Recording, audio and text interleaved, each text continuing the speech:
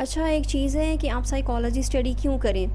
इसमें मेन जो पर्पज़ है वो ये होता है कि आपको क्यूरोसिटी होती है, आप मुतजस्सिस होते हैं, आपको इंटरेस्ट होता है कि ह्यूमन्स को समझें, अपने आप को समझें, दूसरों को समझें और इमोशंस को समझें, फीलिंग्स, थॉट्स या साइकोलॉजी में क्या होता है, ठीक है? लोग क्यूरियस होते हैं, मुतजस्सिस होते हैं, इसी वजह से लोग साइकोलॉजी को समझना चाहते हैं या साइकोलॉजी को स्टडी करना चाहते हैं। इसमें जो की कंसेप्ट्स हैं इसके वो ये हैं कि जो लर्निंग एंड मेमोरी है कि हम किस तरह से नॉलेज गेट करते हैं या हम किस तरह से उसको अपने माइंड में स्टोर करते हैं या हम उसको किस तरह से बाद में रिट्रीव करते हैं जब हमें ज़रूरत होती है उसकी। उसके बाद आते हैं इमोशंस, यानी इमोशंस का क्या रोल है, इमोशन किस तरह से हमारे बिहेवियर को अफेक्ट करते हैं। ये एक साइकिल होती है जिसमें थिंकिंग, जो आपकी थॉट प्रोसेसेस हैं, थॉट्स हैं, वो आपके इमोशंस को अफेक्ट करती हैं और इमोशंस जो हैं वो आपके बिहेवियर को अफेक्ट करता है और इस तरह से आपकी डिसीजन मेकिंग भी अफेक्ट होती है। उसके बाद है थिंकिंग प्रोसेसेस, यानी आप किस तरह से इंफॉर्मेशन प्रोसेस करते हैं, जो भी इवेंट्स आपके साथ होते हैं आप उनको क्या मीनिंग देते हैं, आपकी परसेप्शन क्या होती है और ये परसेप्शन बनती कैसे है और आप किस तरह से अपनी प्रॉब्लम्स को सॉल्व कर सकते हैं। तो ये सारी चीज़ें, इसके अलावा और भी बहुत कुछ होता है। उसके बाद है कॉमन मिथ्स जो हैं साइकोलॉजी की, कि मिसकंसेप्शंस क्या हैं साइकोलॉजी के बारे में। कॉमन मिथ्स क्या हैं? मिथ होते हैं फॉल्स बिलीफ जो लोगों के बने होते हैं, ठीक है। मिसकंसेप्शन जो लोग मिसअंडरस्टैंड करते हैं, ये गलत समझते हैं साइकोलॉजी के बारे में। तो वो ऐसी कौन सी चीज़ें हैं? फ़र्स्ट ऑफ़ ऑल, साइकोलॉजिस्ट जो हैं वो माइंड रीड नहीं कर सकते, ठीक है। ये कॉमन मिथ है कि साइकोलॉजिस्ट जो हैं वो सब कुछ ही जानते हैं। जैसे लोग अक्सर उनके पास आते हैं साइकोलॉजिस्ट के पास, तो यही कहते हैं कि आप बताएं हमारे दिमाग में इस वक्त क्या चल रहा है। तो साइकोलॉजिस्ट जो हैं वो आपके दिमाग का स्कैन नहीं कर सकते उस टाइम पे, ठीक है।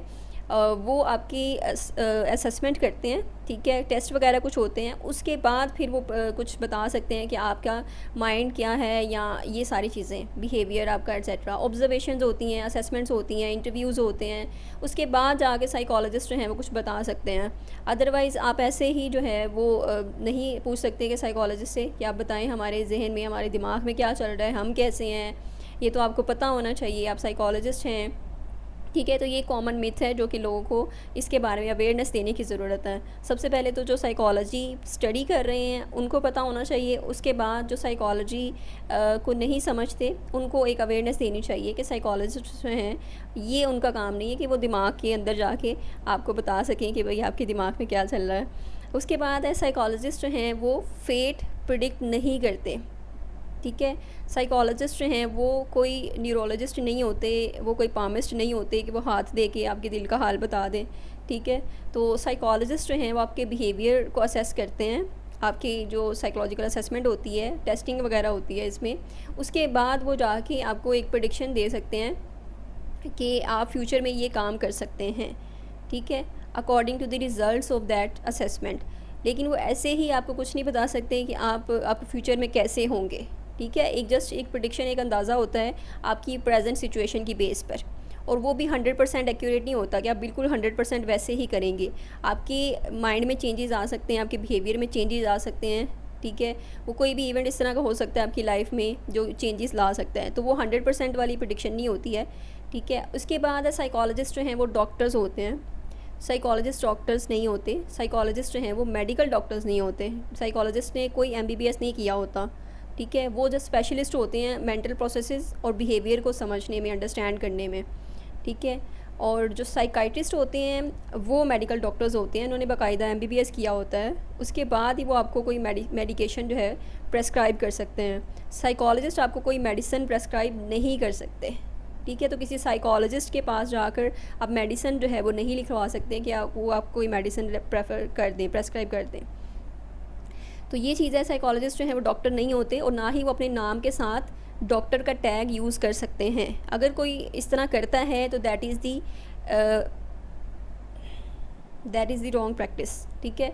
उनको रोकना चाहिए कि भाई आप गलत कर रहे हैं, ये एथिक्स के ख़िलाफ़ है, ठीक है। एथिक्स तो पढ़े ही होते हैं साइकोलॉजिस्ट ने सारे, तो उनको पता होता है कि भाई ये चीज़ गलत है।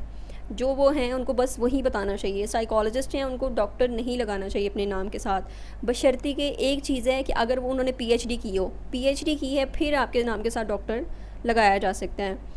उसके बाद आते हैं साइकोलॉजिस्ट जो हैं प्रेस्क्राइब कर सकते हैं मेडिकेशन। ये ऊपर क्लियर हो गया है, साइकोलॉजिस्ट जो हैं वो मेडिकेशन नहीं दे सकते, ठीक है, उनको कोई मेडिकेशन का आइडिया नहीं होता इतना, तो बेहतर यही है किसी साइकाइट्रिस्ट के पास जाएं अगर मेडिसिन आपने लिखवानी है। साइकोलॉजिस्ट जो हैं वो डिफरेंट थेरेपीज़ वगैरह यूज़ करके आपका ट्रीटमेंट करते हैं, ठीक है, वो मेडिसिन आपको प्रेफर नहीं करते या प्रेस्क्राइब नहीं करते उस तरह से, ठीक है। ये साइकाइट्रिस्ट का काम होता है। साइकोलॉजिस्ट जस्ट आपकी थेरेपीज़ वगैरह करके आपके बिहेवियर, इमोशंस, थॉट्स उस पर काम करते हैं, ठीक है। I hope so I made it clear. फिर भी कोई कन्फ्यूजन है तो वो आप कमेंट सेक्शन में पूछ सकते हैं।